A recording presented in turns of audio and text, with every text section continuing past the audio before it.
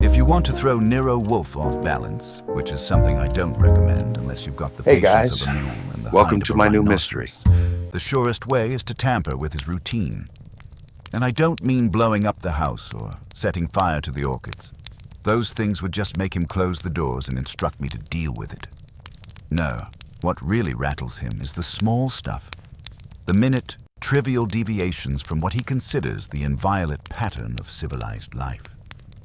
That Tuesday afternoon started as harmless as a glass of milk.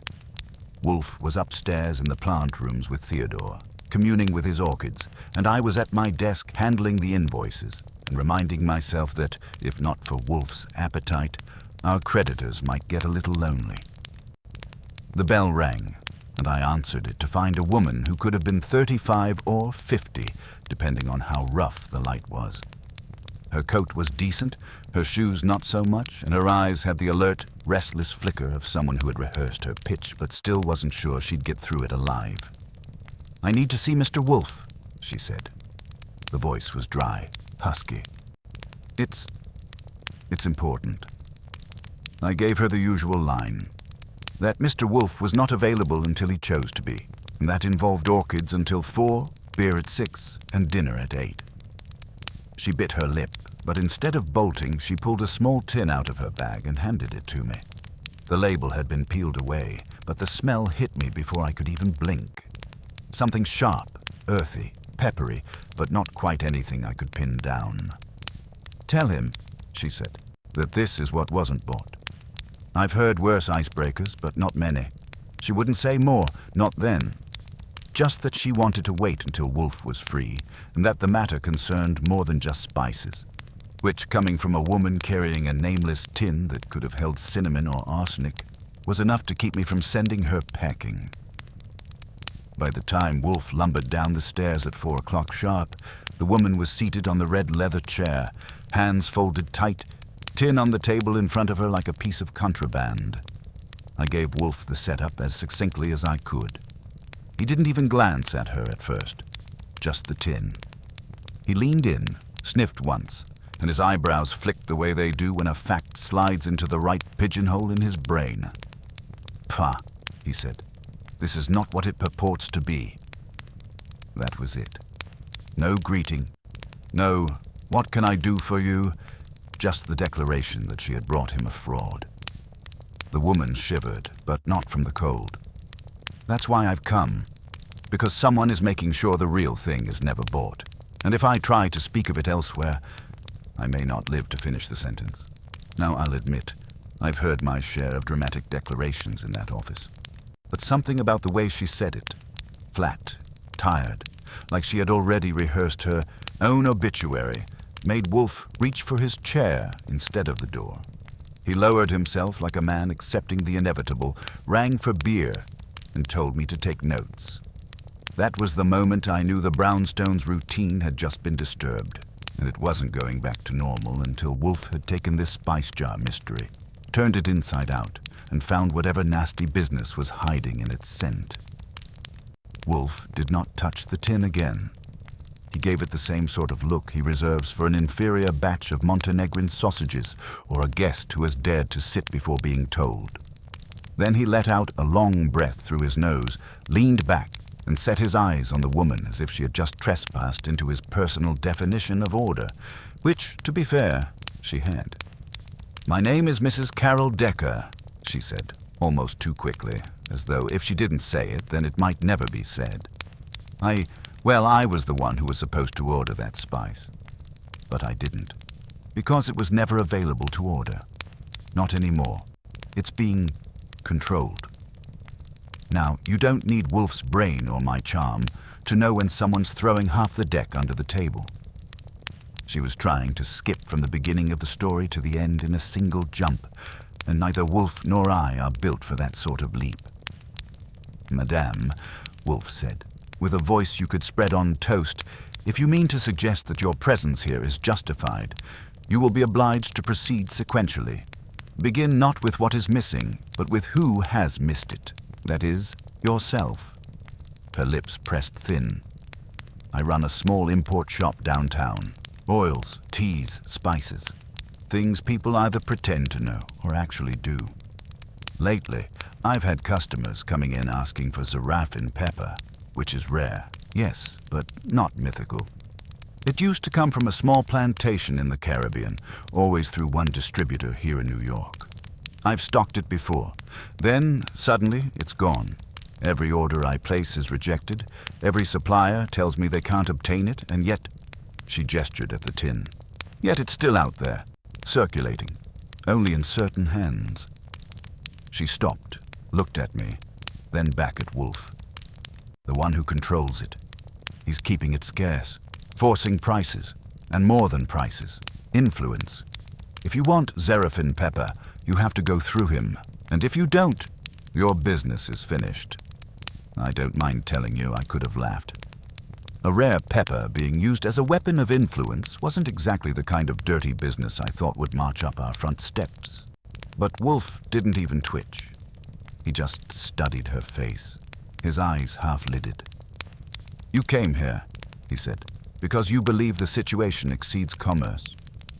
"Yes," she swallowed. "Because someone else tried to fight it, another importer. His shop was broken into, ransacked. He swore he'd expose what was happening. 2 days later, he was hit by a car. No. Driver caught. He's still in the hospital, and I know it wasn't chance." There it was. A shadow had slipped into the room, one of those nasty little things you can't keep out no matter how heavy the brownstone walls are. Wolfe grunted, low and skeptical, but he did not dismiss her outright, which for Wolfe is as good as a contract signed in blood. I leaned forward. "So you're saying a bunch of spice merchants are running rackets, and one of them is making sure nobody sells unless they go through him? That sounds less like oregano and more like organized crime. You've been to the police?" Her eyes darted to me. "Do you think they'd care? Over pepper? I went once. They listened, wrote nothing down, and I left before they could decide whether to laugh at me. But I know it's bigger than pepper. It's leverage, the kind of leverage men use to push others into silence, or ruin." She trembled, then glanced toward the door as if she half expected a knock, or worse. Wolfe shifted in his chair. "Mrs. Decker, this is neither a forum for your conjecture, nor a refuge for your fear. If what you say is true, you're not merely the proprietor of a shop, but a potential pawn in a campaign of coercion. Why, then, have you intruded upon me?" Her voice dropped to a whisper. "Because I was told you can't be bought." That one hit the air and stayed there. Wolfe, who takes pride in being as unmovable as the brownstone itself, allowed the faintest curl of satisfaction to touch his mouth before it vanished again. "Archie," he flicked his fingers. "Beer." I got the bottle and glass, poured it, and watched as Wolfe sipped slowly. He always does that when he's rolling something around in his head, and he doesn't want anyone else to know which way it's tilting. Finally, he set the glass down. "Mrs. Decker, there are elements of your tale that are implausible.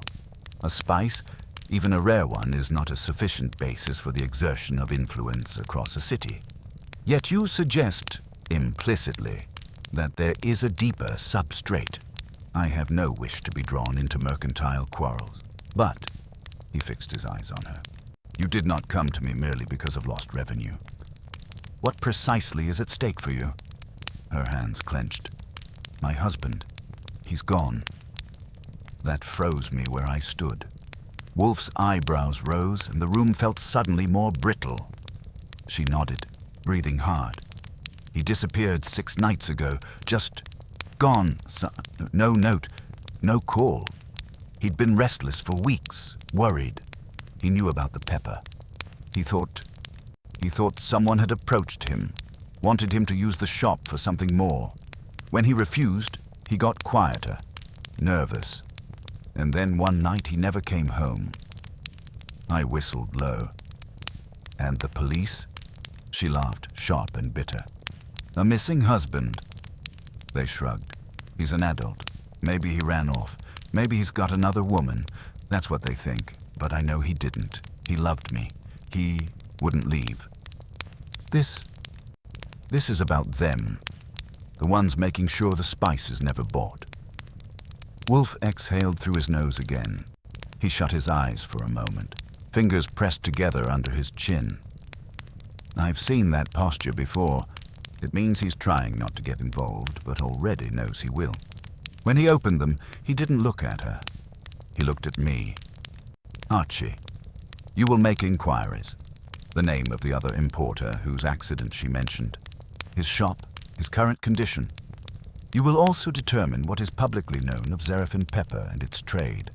If, as she says, it is subject to unusual restriction, that will be documented. I nodded, though I had a dozen questions of my own. And if I find the husband? Pfui. We will not chase shadows. If he's alive, he will surface. If not, his absence will be accounted for in the facts. For now, the woman. Mrs. Decker's lips parted. You'll take the case. I have not said so. Wolfe's tone was sharp, but it lacked venom. I will consider the facts. If they warrant intervention, I shall act. If not, you will depart with the comfort of knowing you have wasted your time efficiently. She almost smiled, but it came out as a grimace. That's more than anyone else has offered. I walked her out a little while later. She looked smaller on the stoop than she had in the office, like the cold had pressed the fight right out of her. When I got back, Wolfe was already working on his second bottle, staring at that tin as if it held the sum of human folly. Well? I asked. He didn't look up. Archie, men will contrive to corner the world's gold, its oil, its diamonds. That I comprehend. But to corner pepper, he shook his head, disgusted.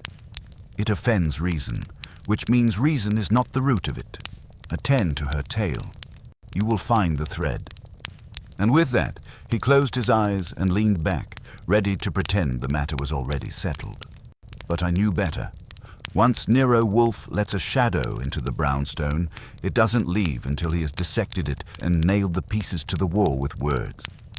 I had the feeling Mrs. Decker's shadow was going to be bigger than both of us bargained for.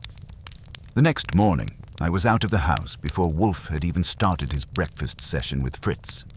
That meant I left without the benefit of Fritz's scrambled eggs, which is no small sacrifice on my part. But Wolfe had given me instructions, and Wolfe doesn't tolerate delay. He had ordered me to look into two things: the injured importer and the mysterious pepper. When Wolfe orders, you follow, or you risk spending the day staring at his scowl and getting your pay deducted by way of sheer guilt. My first stop was Delacroix Imports on East 21st. The place had its windows boarded up, which saved me the trouble of guessing if it was the right spot. The man inside was sweeping up what looked like the last remains of a decent business. He was lean, wiry, and had a scar running across his cheek that gave him the look of someone who had seen more bar fights than invoices. He introduced himself as Manny Delacroix, nephew of the proprietor, who was currently in Bellevue recovering from an accident. Yeah, right, Manny said when I asked him about it. They say accident, but I call it what it was. Somebody trying to shut him up. He got run down outside his shop 2 nights after he started talking about the pepper mess. Whoever did it knew what they were doing. Why not the cops? I asked. He barked a laugh. Because the cops don't care about pepper. Try telling them that your uncle got steamrolled because he wouldn't buy black market spice, and see how fast they laugh you out of the precinct. He was going to blow the lid on it, though. Said he knew who was pulling the strings. That's why they got him. That was all very colorful. But I wanted names. Manny gave me 2. A wholesaler named Gregory Ashcroft and a restaurateur named Milo Banovich. According to Manny, they were both sniffing around the pepper trade like bloodhounds on a scent. Ashcroft was a slick operator who ran a chain of specialty food suppliers, while Banovich was a hot-tempered Yugoslav who owned half the bistros south of 14th Street. Both, Manny insisted, wanted to corner Zarafin pepper, though for different reasons. With 2 names in hand, I headed to the library for some research on the pepper itself. It turns out Zarafin wasn't just any old seasoning you sprinkled on your stew. It had a history. The plant only grew on a single island in the Lesser Antilles, and harvesting it was tricky business. Too much sun, and the pods withered. Too much rain, and they molded. It had once been a luxury spice for European aristocrats, commanding prices that would make saffron look like table salt. Over the past decade, interest in it had spiked again thanks to a handful of celebrity chefs. In short, it was exactly the kind of thing that could draw the wrong sort of attention if someone decided to control it. By the time I got back to the brownstone with my notes, Wolfe was already glaring at the tin on his desk as if it had committed treason. I delivered the goods, Delacroix in the hospital, Ashcroft and Banovich circling, and a long history of spice wars over something that only a handful of gourmets could pronounce. Pfui, Wolfe said when I finished. A spice as a lever of influence is ludicrous, but men are ludicrous. Very well. We will proceed. That meant it was time to start pulling the suspects into view. Wolfe told me to make the appointments, and I knew better than to argue. He doesn't chase people. He summons them. My job was to go sniff them out and then lure them into the brownstone for his particular brand of intellectual butchery. First up was Gregory Ashcroft. I caught him at his office in a shiny midtown building that smelled like disinfectant and ambition. He was tall, silver-haired, and carried himself like a man who had never once been denied a loan or a lunch reservation. "Ah, Mr. Goodwin," he said after I dropped Wolfe's name. "The great detective's assistant." How flattering. Save the flattery, I told him. "You've been mentioned in connection with the Zarafin pepper. Care to explain why?" He gave a little smirk. "Because Zarafin is the future. Every great restaurant wants it, every chef demands it, and yet it remains elusive. I intend to change that.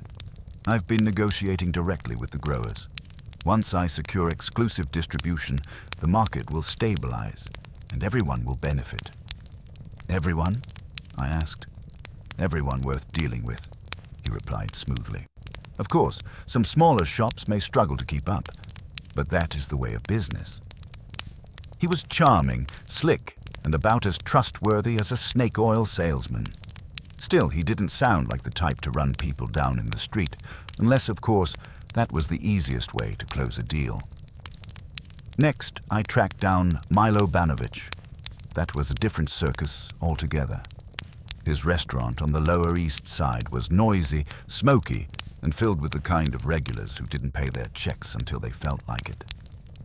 Banovich himself was a bear of a man with a booming laugh that could be heard over the clatter of dishes. "Zarafin pepper," he said, wiping his hands on his apron. "Ha! I've been cooking with it for years. My mother used it, my grandmother too, but now it is all gone, eh? Pfft, somebody hoards it. Somebody plays games. Not me. I would use it if I could buy it, but I cannot, so I cook without." He leaned closer, eyes narrowing. "You want to know who hoards it? Ask Ashcroft. He's a shark, always circling. He would cut out every small man if he could. Me? I only cook. I only feed." That was touching, but I wasn't buying it wholesale. Banovich had the temper to go with his size, and I could picture him getting into a car after one too many shots of Slivovitz. Still, he seemed more interested in cooking with the pepper than controlling it. By the end of the day, I had 3 names in play: Ashcroft the slick, Banovich the bluster, and Delacroix the victim. Wolfe wasn't impressed with any of them when I gave him my report. "There is a 4th, he said calmly, as though I should have guessed it already. "Oh?" "Yes, the husband." He tapped the tin on his desk. "Mrs. Decker's husband. A man does not vanish without leaving traces. He is part of the circle, Archie. Whether victim, pawn, or perpetrator, he is essential. Find him." That was Wolfe's way of reminding me that the real work was still ahead. Ashcroft and Banovich were suspects, sure, but the missing husband was the keystone, and until I knew where he was, or what had happened to him. The rest of it was just seasoning on a half-cooked stew. So there it was. 4 suspects. Ashcroft, the ambitious wholesaler. Banovich, the hot-blooded chef. Delacroix, the injured importer. And Harold Decker, the vanished husband. One of them held the truth about why Zaraphin pepper had become more dangerous than dynamite, and Wolfe was content to sit in his chair until I brought the right one into the light. I didn't like it, but that's the deal. He sits, I chase. And if you're wondering who usually ends up sweating more, it isn't him. When Wolfe tells me to find someone, he doesn't mean eventually. He means now, if not sooner. So the next day I was back pounding the pavement, this time with Harold Decker's name on my mind like a rock in my shoe. Carol had given me the basics. 42 years old, sandy hair, stocky, ran the shop with her. No enemies except maybe an overdue bill or 2. A man like that doesn't just vanish into the air unless someone opens a door for him and makes sure it stays shut. I started with the obvious. His shop. It sat on a corner in the East Village, small windows filled with jars and tins, some dustier than others. A clerk named Nancy was behind the counter. Young, maybe 20, trying hard to look busy while probably daydreaming about a different career. "Mr. Decker around?" I asked. Her face fell. "Haven't seen him since last week. Mrs. Decker's been holding it together. I'm just keeping the register running." Any idea where he might have gone? She hesitated, chewing her lip. He was meeting people. Men I didn't know. They came in late, after hours. Sometimes in suits, sometimes not. They'd go in the back with him. Mrs. Decker didn't like it. Said it wasn't right for the business. He told her it was nothing, just supply contacts. But she looked scared. That was something. A quiet spice seller having midnight chats with mystery men isn't nothing, no matter how you slice it. I pressed, but Nancy swore she didn't know names. Still, she'd seen a tall one with a limp, another with a scar near his ear. She shivered when she described them, like they weren't the sort you invite to Sunday dinner. From there, I hit Bellevue to check on Delacroix.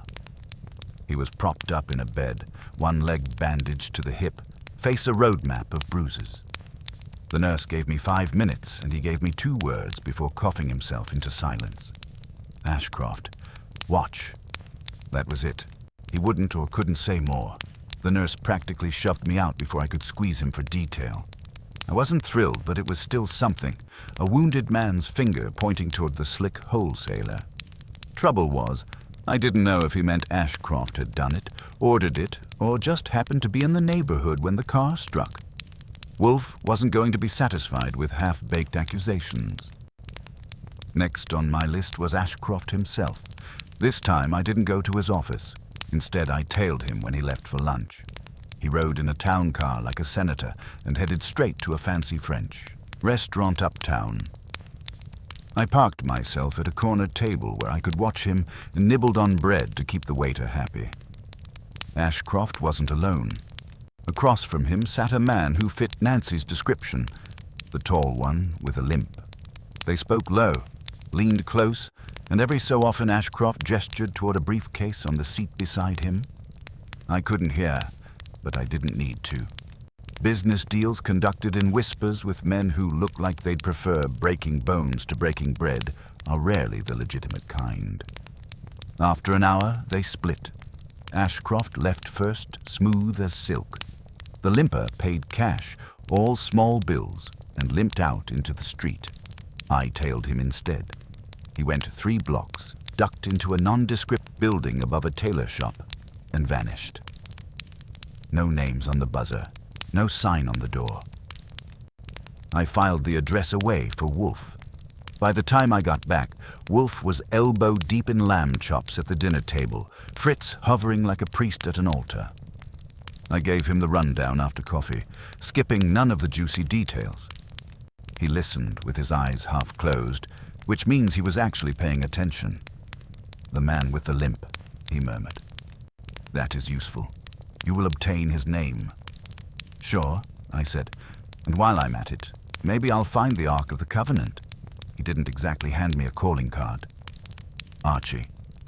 Wolfe's tone could cut glass. Do not be flippant. You have seen him. You can describe him. Saul will find him. Engage him tomorrow. That was that. Saul Panzer was going to be drafted, and when Saul got involved, you could expect results. He had a way of peeling layers off people until the truth was naked and shivering in front of you. But Wolfe wasn't done. And Banovich. You will revisit him. Why? Because his denial was too absolute. Men who do not care about scarcity are indifferent, not vehement. His insistence was excessive. I couldn't argue. Banovich had huffed and puffed about Ashcroft, but maybe that was smoke. So the next day, after looping in Saul with the description and address, I went back to Banovich's restaurant. This time I came after hours, when the kitchen was quiet and the man himself was seated at a back table nursing a glass of wine. He looked surprised to see me, then amused. "Ah, the detective's boy," he said. "Come to eat or to spy?" "Maybe both," I said, taking a seat. "You said you don't care about Zarafin pepper, but I heard you tried to buy a shipment 6 months ago and were turned down. Care to explain that?" His smile slipped. He poured himself more wine. "I wanted it, yes. Who would not? But I was told no, always no. And then I hear Ashcroft has it in secret. He gives it to some chefs. The ones who pay, not me. Never me." "So you've got a grudge," I said. "Yes," he admitted bluntly. "But a grudge is not a crime. Depends how you use it." For a moment I thought he'd throw me out, but instead he slumped in his chair and waved me off. "I cook food. I do not run men down with cars. Tell your Wolfe that." I left him there with his wine, but I wasn't convinced. Grudges have a way of cooking themselves into action, especially when money's involved. By the time I got home, Saul had already called in. He had tailed the limper, tracked his comings and goings, and dug up a name, Victor Lang, former dock worker, a record for assault, known associate of various small-time rackets. If he was tied to Ashcroft, that was one ugly knot. When I delivered this to Wolfe, he nodded once, satisfied. "Archie," he said, "we are beginning to discern the outline of a pattern. There is coercion here, applied through scarcity. The spice is merely the instrument. The question is, toward what end, and where is Harold Decker within it?" I didn't answer. Wolfe wasn't talking to me. He was talking to himself, knitting threads together in that oversized head of his. He closed his eyes, rubbed his forehead, and muttered something about subtle trespass. I knew that tone. It meant the case was about to get stranger. And sure enough, that night, while I was pouring myself a drink, Fritz came into the office carrying the tin of spice with a frown that didn't belong on his usually cheerful face. "Mr. Goodwin," he said, "this was not where I left it." I blinked. Meaning I moved it this morning to dust. I placed it on the second shelf of the cabinet, and now it is here, on Mr. Wolfe's desk. I hadn't touched it. Neither had Wolfe, which meant someone else had. And in the brownstone, that was no small thing. In all my years of working for Nero Wolfe, there are very few things that can put a shiver between my shoulders. He isn't sentimental, and the brownstone is a fortress, so I don't get rattled easy. But when Fritz told me that tin of spice had moved on its own, well, that was one of those moments when the air in the office turns heavy, like a thunderstorm just sat down in the room. Wolfe had been dozing in his chair after dinner, a book face down on his belly. At Fritz's announcement, he opened his eyes, slow and dark, and sat up with a grunt that could have meant indigestion or outrage. "Explain," he said. Fritz did, carefully, his voice tight. Fritz isn't a man who panics, but when the sanctuary of the house is tampered with, even he gets sharp around the edges. "I did not imagine it," Fritz said. I dusted the cabinet this morning. I placed the tin there myself. Now it is here. I swore. Nobody got in. I locked up, same as always. No windows broken, no doors forced. This place is tighter than a bank vault. Wolfe pressed his lips together until they nearly disappeared. Archie, search the house. That's not an order he gives lightly. But I went through it top to bottom. Cellar, kitchen, hallways, plant rooms, even the roof hatch. Nothing. No footprints, no smudges, no signs of a visitor. The locks were intact, and Fritz swore he hadn't let anyone in. When I came back, Wolfe hadn't moved. He was staring at the tin like it had just insulted him personally. "This is intolerable," he said finally. "Someone has presumed to violate my house. Not with burglary, but with insolence." "Yeah, but how?" I asked. "Unless you think Fritz is sleepwalking or I've lost my mind, that tin grew legs." "Phooey," he snapped. "The means are secondary. The fact is the act. Someone has tampered with evidence in my custody. That is a challenge. Now, you don't need me to tell you Wolfe hates challenges he didn't issue himself. His whole world is built on control of his meals, his orchids, his schedule, and above all, his office. A hand from outside reaching in to rearrange his furniture, or his facts, was like spitting in his beer. "Archie," he said, voice low and tight, "no one, not a single soul, enters this house unobserved from this moment. You will engage Mr. Panzer, Mr. Kramer, and if need be, the National Guard. I will not have my sanctuary profaned." "Hold it," I said. "If someone got in once, they can get in again. Why don't we—" "No," he lifted a finger. "Not why. Who? That is the question. Who has the temerity to make a gesture so small and yet so profound?" He wasn't asking me. He was asking the universe, and he meant to get his answer. The next day, I put Saul on surveillance at the brownstone. He didn't ask questions. He never does. He just nodded, melted into the street, and promised me no one would scratch their nose outside our door without him knowing it. Wolfe, meanwhile, declared that the office would remain locked when unoccupied. Fritz got a set of instructions so strict you'd think he'd been drafted into the army. At 10 o'clock sharp, Inspector Kramer came pounding on the door. I hadn't called him. Wolfe had, which meant Wolfe was more rattled than he wanted to admit. Kramer stormed into the office like he owned the deed, chewing his cigar. "Wolfe, this better be good. You dragged me up here at midnight for what? A missing salt shaker." "A spice," Wolfe corrected. "Calm as a pond. Specifically, a tin of Zarafin pepper. It has been moved without authorization." Kramer gawked. "You're telling me I got out of bed because your cook can't keep track of the groceries?"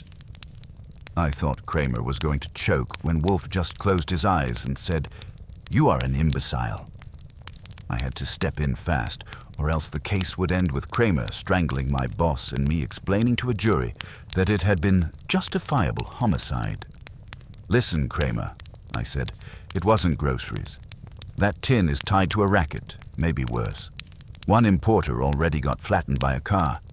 Another guy's gone missing. Someone wants to send us a message, and they did it by walking into Wolfe's house and moving that tin. If that doesn't count as serious, then your badge is just a piece of jewelry." Kramer glared, chewed, and finally swore under his breath. "Fine. Say I believe you. You're sure no one inside did it?" "Yes," Wolfe said firmly. "Which leaves only one conclusion. Someone has gained illicit access. That man, Inspector, may also be responsible for other offenses, and he has declared himself by this trespass." Kramer huffed. "What do you expect me to do? Dust for fingerprints?" "Yes," Wolfe said, "and you will find none. That is the point. Whoever entered took care to leave nothing behind, which means he will attempt again." Kramer left in a temper, muttering about Wolfe's genius being wasted on seasoning. But he didn't slam the door, which meant he wasn't dismissing it entirely. The following day, I focused on Harold Decker again. If anyone had reason to sneak into the brownstone, it might be the missing man himself, except that would raise more questions than it answered. I canvassed his neighborhood, knocked on doors, flashed his photo. A neighbor swore she saw him 3 nights ago getting into a dark sedan. Another said she heard an argument in the alley behind the shop. Nothing solid, but enough to say Harold hadn't just skipped town for a vacation. That evening, I gave Wolfe the report. He listened, puffed his lips, and finally said, "So, the husband may yet be alive. If so, he is being held. If not, his remains will surface. In either case, the perpetrators are careless. They attempt to play at subtlety, but their movements are coarse. The trespass here, in my house, betrays them." I leaned on the desk. "You think the trespasser was trying to scare us?" "Number to measure us." His eyes glinted. "They wished to see how I would react. They will regret it." That was Wolfe at his most dangerous.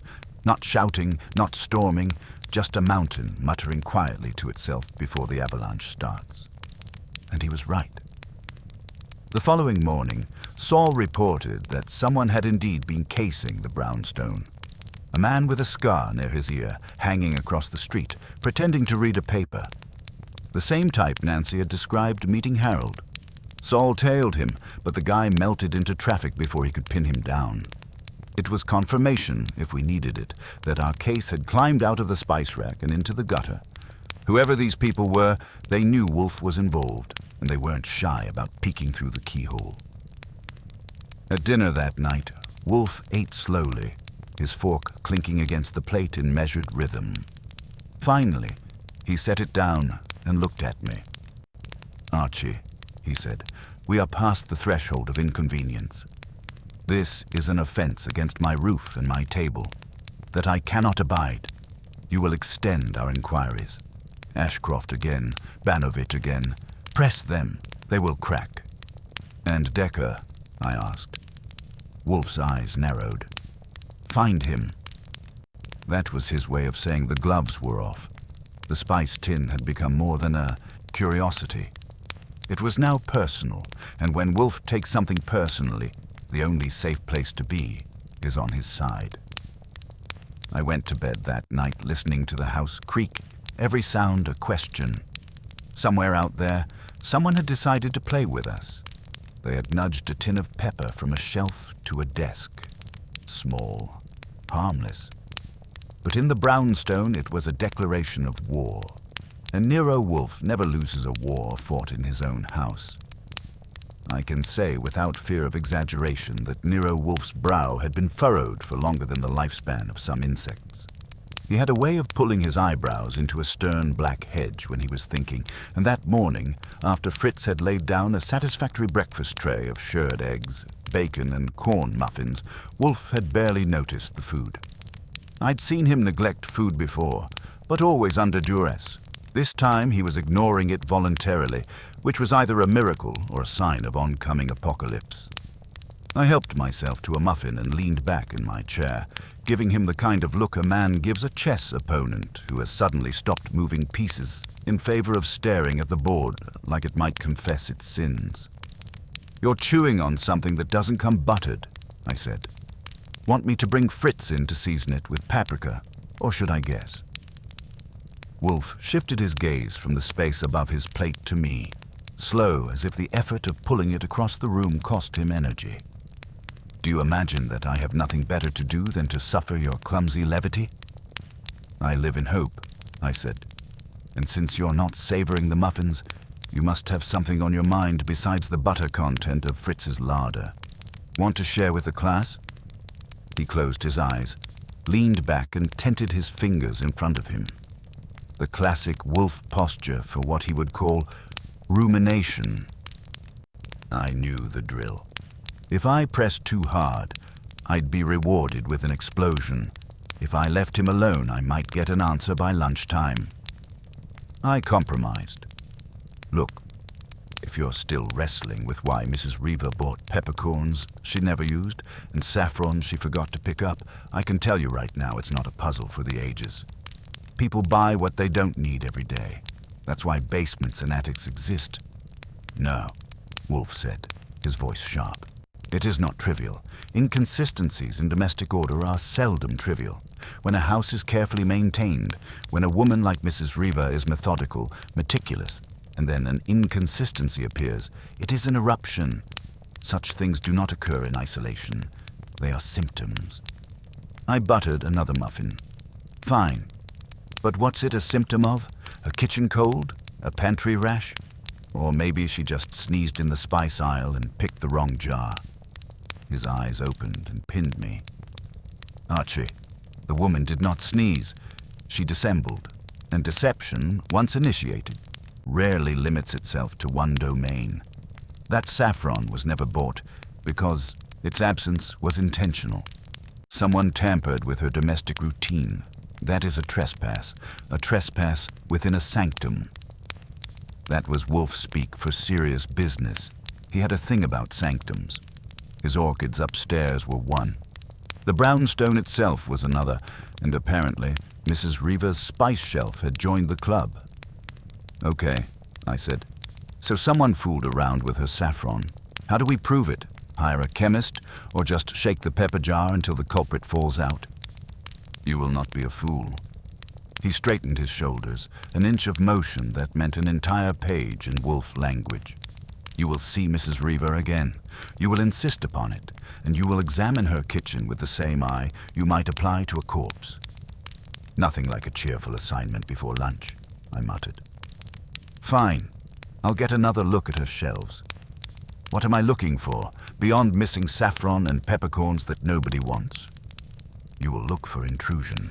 Objects displaced, dust disturbed, order violated. You will look, he added dryly, with more acuity than you are demonstrating here. I tipped my muffin at him in salute. Yes, sir. Anything else before I fetch my magnifying glass and Sherlock hat? Number report to me when you have concluded. That was the end of breakfast, as far as conversation went. Wolfe fell back into his trance, and I cleaned my plate before heading out. By 2 o'clock, I was standing once again in the hallway of the Reaver household, trying to explain to Mrs. Reaver that, no, this was not a social call, and yes, Mr. Wolfe insisted. She looked as if she might faint at the idea of another intrusion into her domestic privacy, but she eventually led me through to the kitchen. The first time I'd been there, I'd noted that everything was neat to the point of menace. Now I took a slower look. Cupboards polished, counters scrubbed. But Wolfe had drilled it into me over the years that you don't look for cleanliness, you look for deviations. And sure enough, I found one. The spice rack, which last time had been alphabetically perfect, had a hiccup. The nutmeg, which had been right beside the paprika, now snuggled between thyme and turmeric. Not a hanging offense in most households, but in this one it was a felony. I asked her about it. Nutmeg, she said, her voice just a little too quick. I must have moved it when I was cleaning. It doesn't matter. It mattered plenty. People who alphabetize spices don't casually shuffle them into chaos any more than Wolfe would move an orchid from one bench to another on a whim. Someone had been meddling in her kitchen, and she knew it. I pushed gently. Anybody else use your kitchen, Mrs. Reaver? A maid, maybe. Relatives visiting? Number no one. I clean myself. Her eyes darted toward the back window, then back to me. It's nothing. Please. I didn't press harder, but I logged that look at the window. Either she was expecting a cavalry charge from the garden, or someone had made an appearance there recently. I did the rest of my inspection.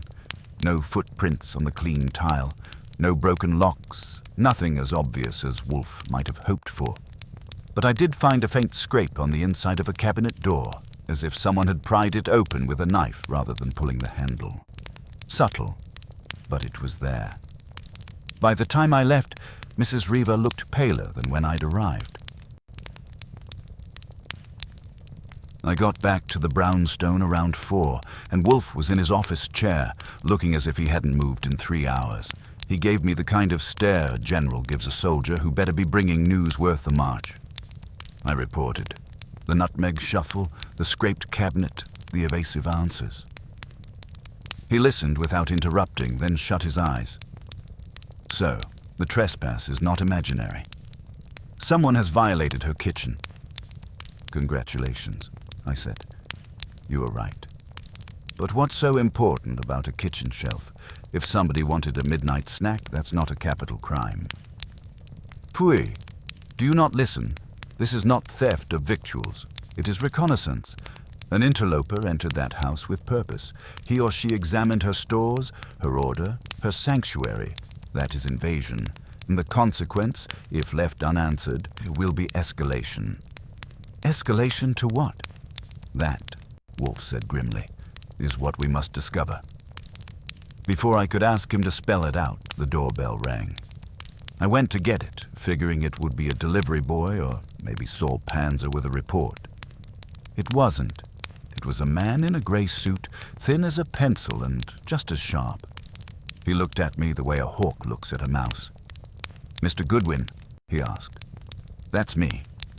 He handed me a card. It said, "Edgar Halberd, legal counsel." "I represent the interests of Mrs. Reaver," he said smoothly. "I've been informed that you, on behalf of Nero Wolfe, have been intruding upon her domestic affairs. I'm here to insist that such intrusions cease immediately." That was a new wrinkle. I took the card, thanked him politely, and told him to wait. Then I went upstairs to deliver it to Wolfe. When Wolfe read it, his mouth curved, not into a smile, but into something leaner, colder. "Ah," he murmured. "So now the game declares itself." I'll admit it straight. By the time I got back to the brownstone that evening, my legs had put in enough mileage to make a horse complain. Saul Panzer had taken the wheel on one end of things, checking a few addresses and quietly tracing Mrs. Brigham's comings and goings. I had done my part in the legwork department, which is to say, half the day had been spent trying to make people talk who would have preferred to keep their teeth clamped shut. If charm didn't work, a little needling usually did.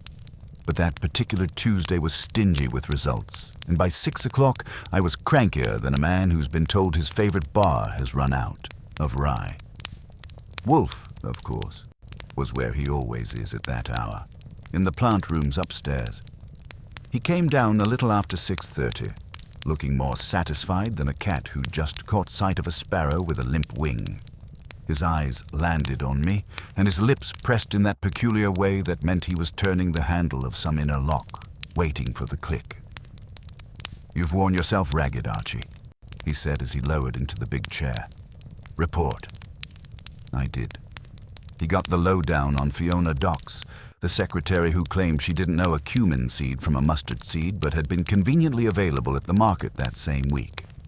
He got the run on Mrs. Brigham.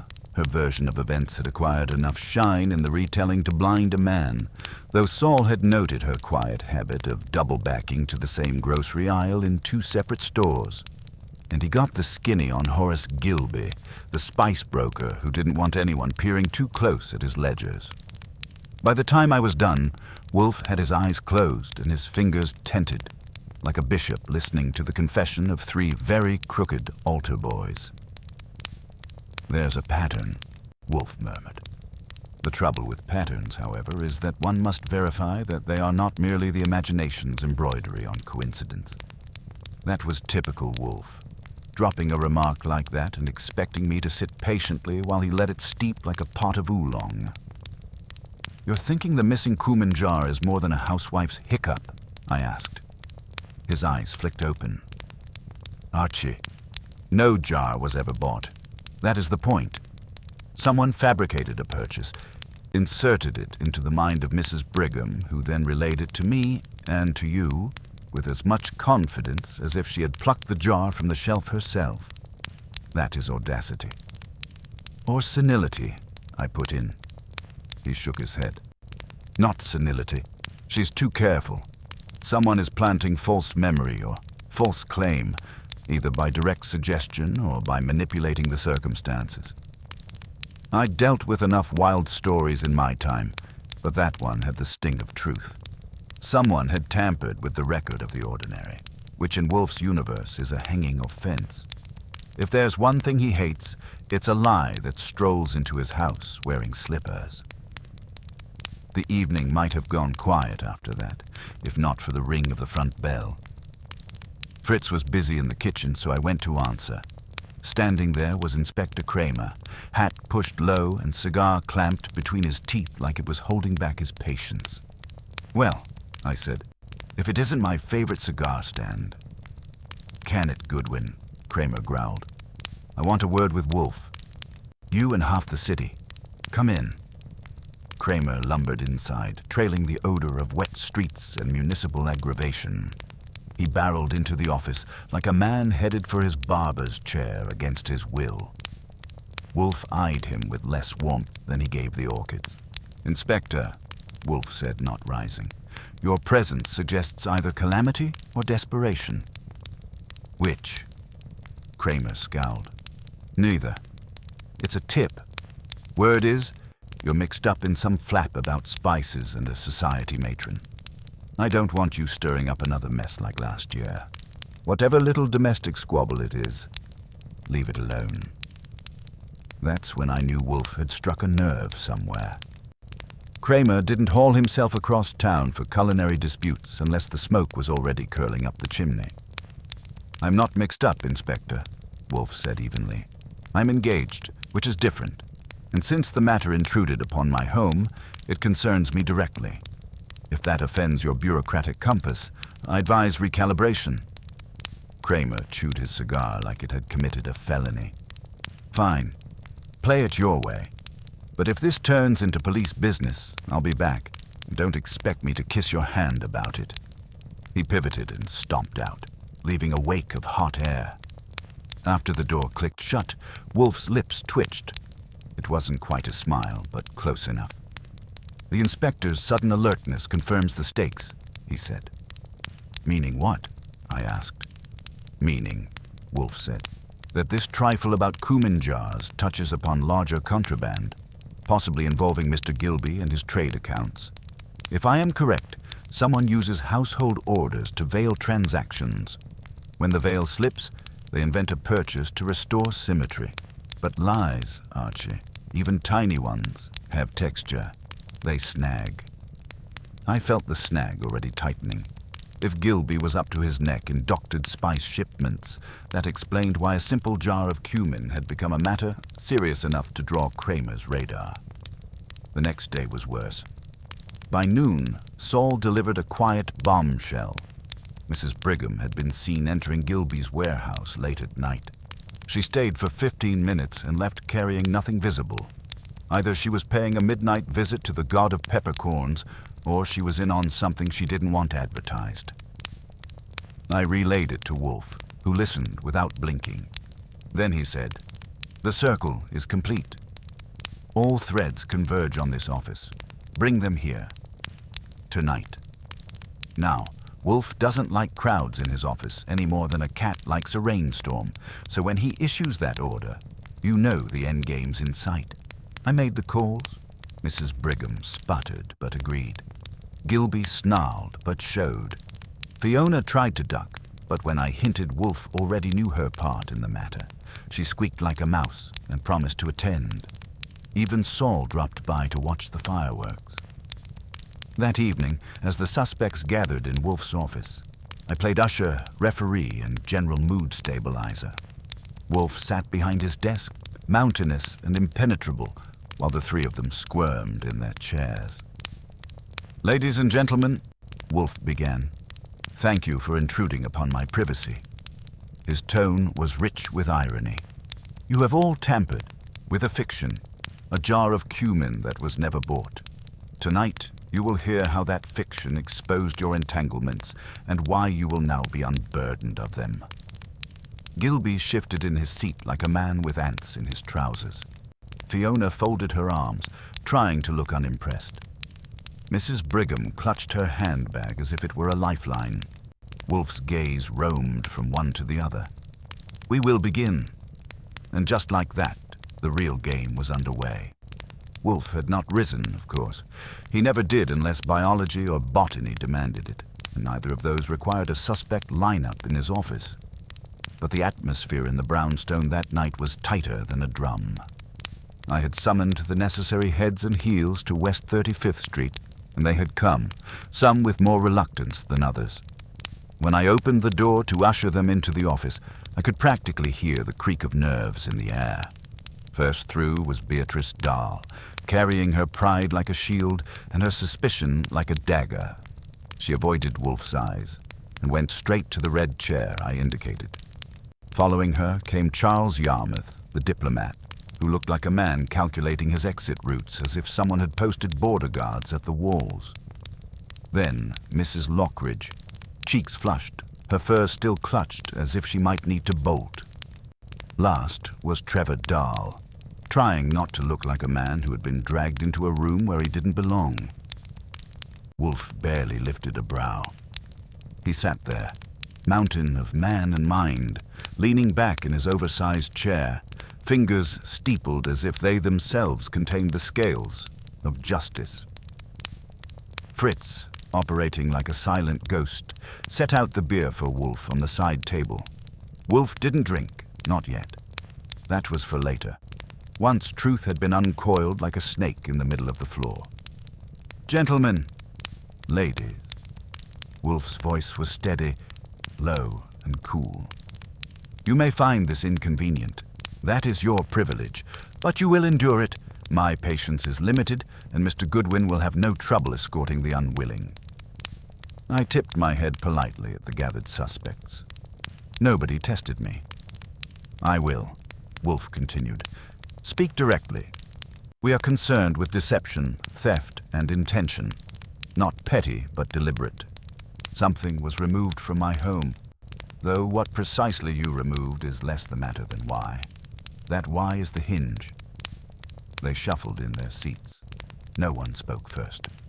Wolfe let the silence do what it always did, expand, crowding the corners of the room until someone had to break it. It was Mrs. Lockridge. "Mr. Wolfe, I resent this. I came here at Mr. Dahl's urging. I don't see why my reputation must be thrown into the same ring with—" "Pfui." Wolfe lifted a finger. "Spare me your indignation. It will not sway me. Sit." She sat, lips pressed so tight they could have cut string.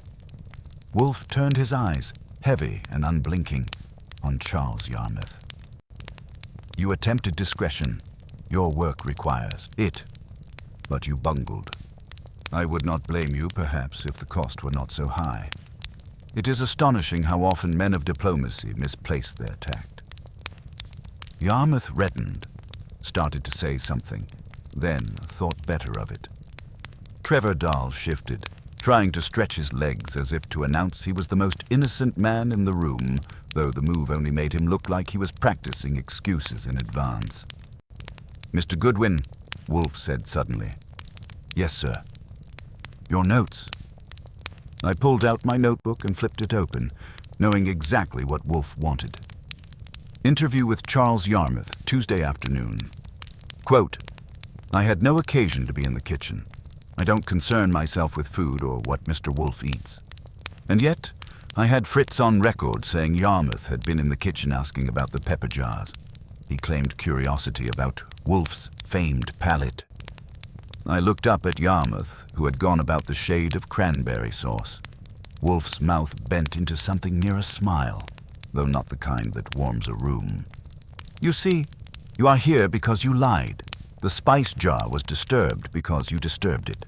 You took nothing, but you sought to learn something." "Why?" Yarmouth found his voice. "If you mean, Mr. Wolfe, it was idle curiosity. Your chef is renowned. You have reputation. Curiosity." Wolfe cut him off. "Bah. There is a difference between curiosity and surveillance. Your attempt to pass off the one as the other is beneath you. You pride not for taste, but for leverage." Beatrice Dahl, who had been silent, finally spoke. "And what of me, Mr. Wolfe? What am I accused of?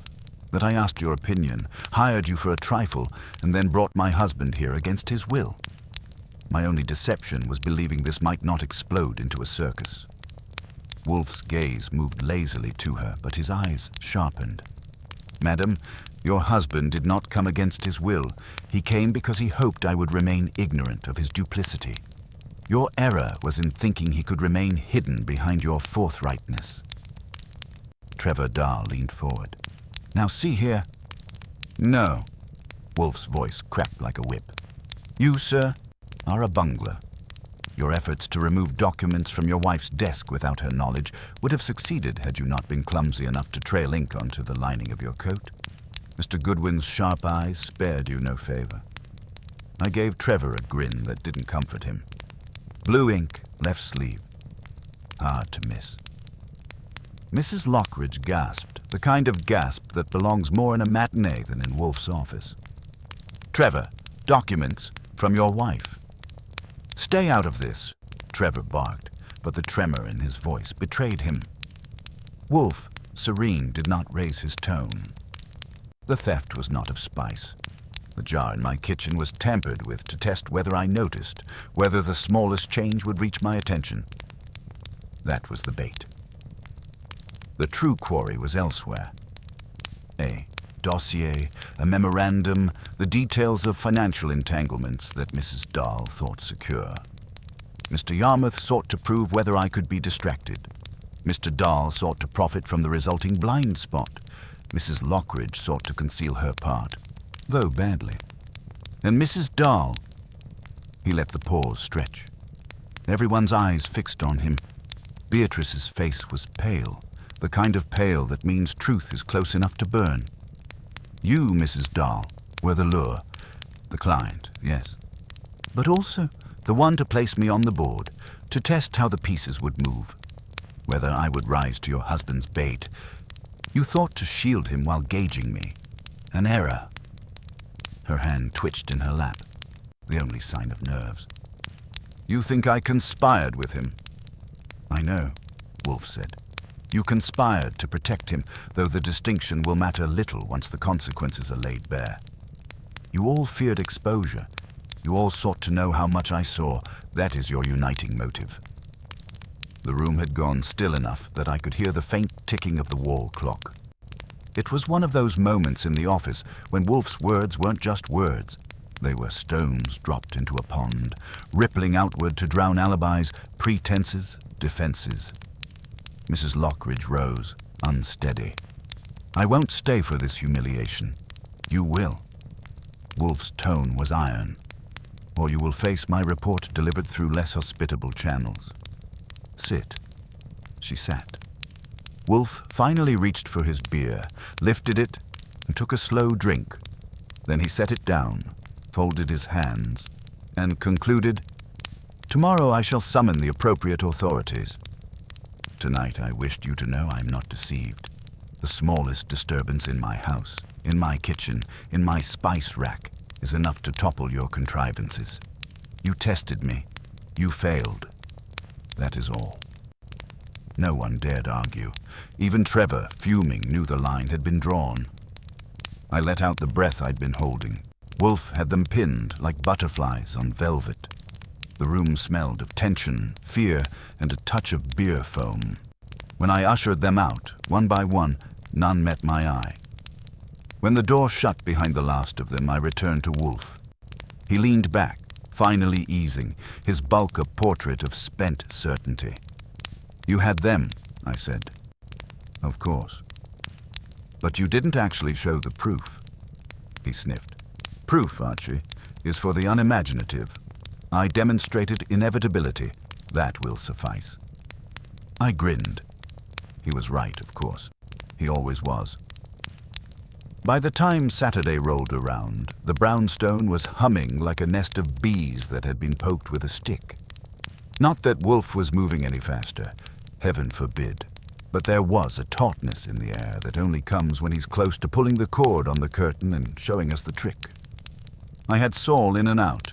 Fred had been parked in a car on West End Avenue, and Ori was pretending to browse stationery at the shop 2 blocks down from the Brill building. If the 3 of them had any illusions that Wolfe's retainer didn't cover unpaid overtime, they kept it to themselves. Wolfe himself was as immobile as the Sphinx. He stayed planted in the office chair, issuing the occasional question or command, as if he were announcing a law of nature. I knew enough to keep my wisecracks to a minimum. When he's in that state, the man might tolerate my chatter, but he doesn't reward it. My job was to be legs, ears, and occasionally the voice that says something a bit too blunt just to shake the bushes. Around noon, Wolfe told me to phone Miss Dross at her gallery and invite her for 7 o'clock sharp. He added Miss Childs, the assistant, Mr. Kettering, the merchant, Mr. Miles, the restaurateur, and Mrs. Cortland, who hadn't graced us with her presence since she stormed out the first night.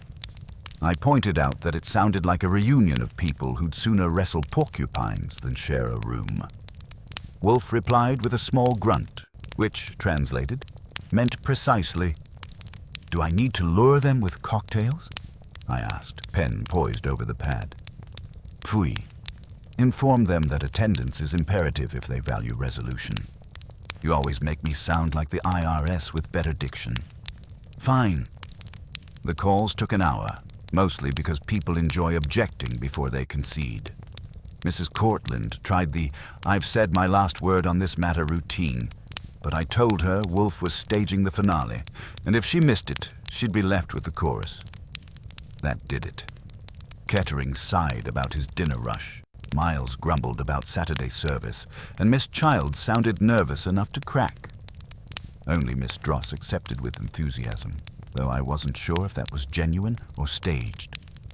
When I hung up, Wolfe was deep in thought, staring not at his orchids, but at the wall. I know that look. He had sorted the pieces and was savoring the shape of the finished puzzle. He hates to explain early, but if you've worked with him long enough, you can sense when he's got the goods. "Archie," he said at last, "bring up the jar." It was in the safe, wrapped in brown paper. I placed it on his desk, and he peeled the paper with the delicacy of a man unwrapping a relic. He didn't open it, didn't have to.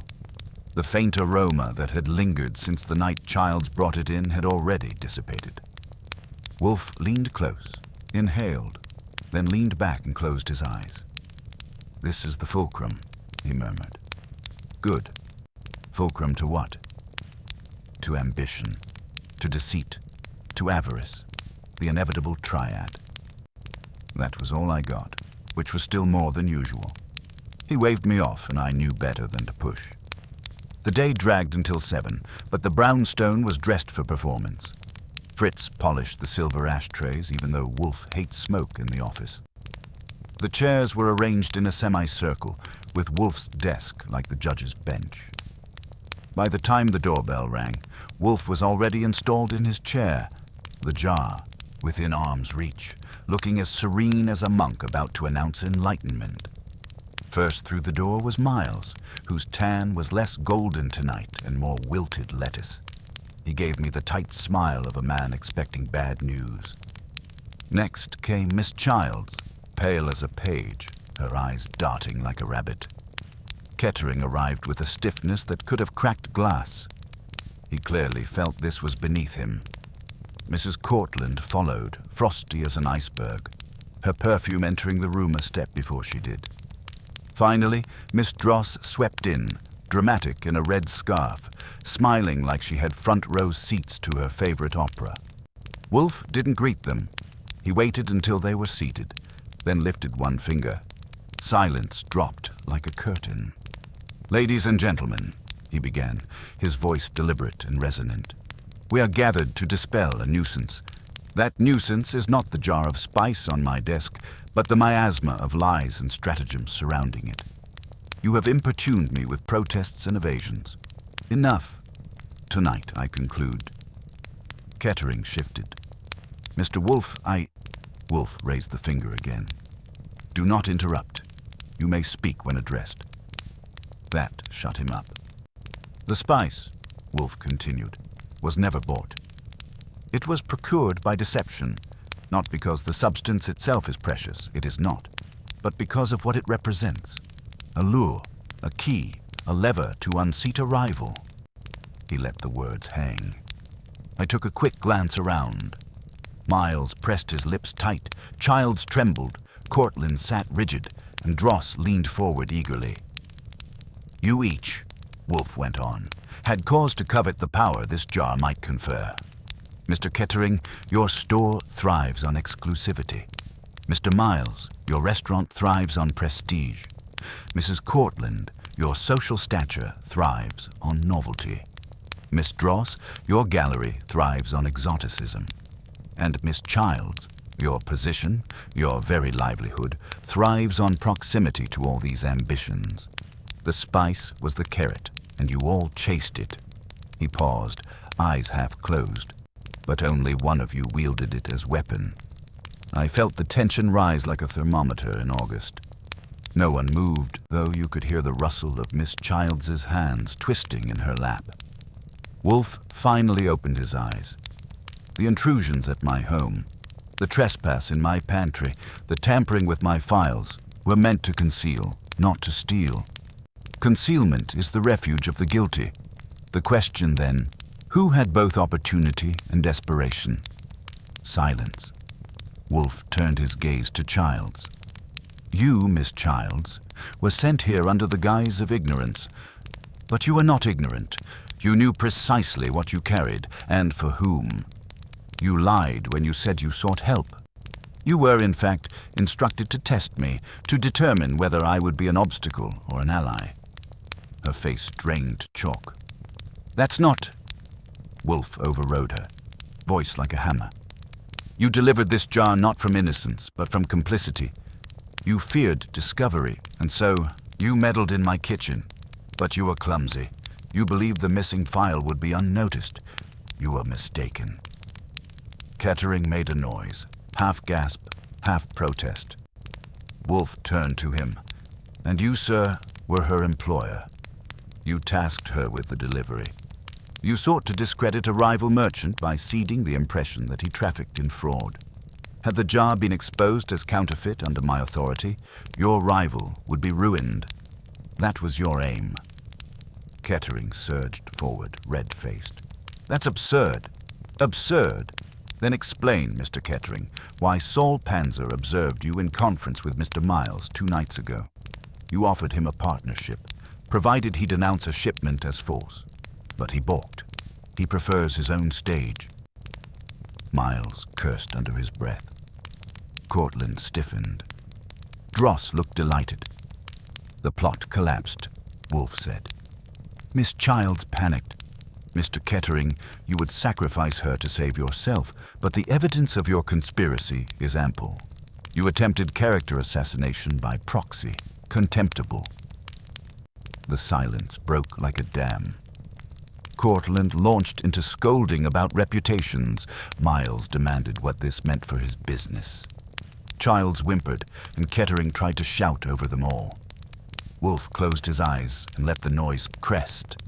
Then he opened them, and his voice cut through like a knife. "Enough. Mr. Goodwin will escort you out when I am finished. Mr. Kettering, I recommend you prepare for inquiries from the authorities. Miss Childs, your penance will be public truth. The rest of you, accept that you were pawns." That froze them. Nobody likes being called a pawn, but it landed. Wolfe leaned back, fingers tented. "I will not indulge further wrangling. The matter is settled. The spice that was never bought has revealed the price of deceit." He flicked his hand. Dismissal absolute. If you've ever wondered what it feels like to stand in the middle of a storm and watch all the lightning bolts decide whether to strike you or the trees nearby, you should come by the brownstone when Nero Wolfe summons a room full of suspects. The air gets thick, tempers tight, and every chair feels like a hot seat. Only Wolfe doesn't flinch. He sits behind his desk as if the whole mess were a dull sermon and he's only half listening. But don't be fooled. He hears everything. And if you twitch at the wrong moment, he'll notice before you even realize you did it. On that particular evening, the office was fully stocked. Mary Finch, the grieving niece who had come to us with the original complaint, sat stiffly on the red leather chair nearest Wolfe's desk. Her fingers were locked together in her lap, and every so often she would twist them until the knuckles showed white. Beside her was Lydia Voss, her aunt's companion, whose silk scarf had seen enough nervous fidgeting to deserve combat pay.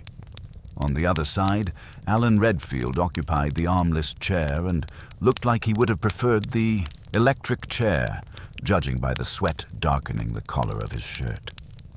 Trevor Ashe leaned against the globe stand with all the casual arrogance of a man who had never considered his own fallibility, and Helen Naylor perched on the edge of the sofa, an expression on her face that suggested both superiority and alarm.